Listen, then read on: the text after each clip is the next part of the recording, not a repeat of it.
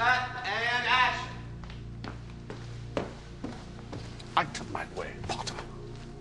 Draco's dad, his name's Lucius Malfoy. He comes into the story and it makes everything the Malfoy name a bit more scarier. Mr. Malfoy crossed the shop, looking lazily at the items on display, and rang a bell on the counter before turning to his son and saying, "Touch nothing, Draco." What did I say?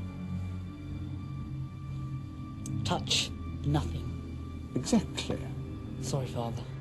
The camera loves him, and unfortunately, the camera loves him in a really evil way. Jason has a wonderful sort of ability to be theatrical, but with a darkness. And you wanted someone who could play the character who had this sort of elevated sense of self, who was quite superior and disdainful. My sole concern has always been, will always be, the welfare of this venerable institution and its students. Cool.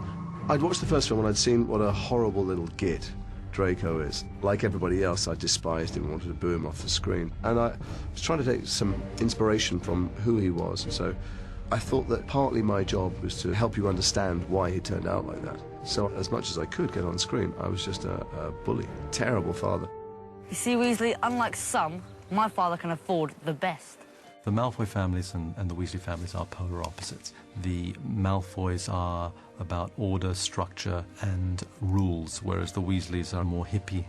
They're much more of a unified family. We have a very different idea about what disgraces the name of wizard, Malfoy. Clearly.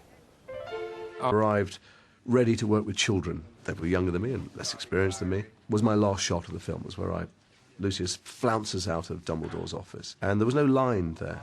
And I said to Chris Columbus, I just feel like he'd say something on his way out, having been humiliated. He said, well, try something. Let's do it again and try something. So we were shooting, and Dumbledore dismissed me, and I turned to Daniel and I said, let us hope Mr. Potter will always be around to save the day. And Daniel stepped forward and he said, Don't worry. I will be. It was absolutely electrifying. It was fantastic, and I flounced out the room. And at that moment, I thought, that's not a kid. That's a 13-year-old actor.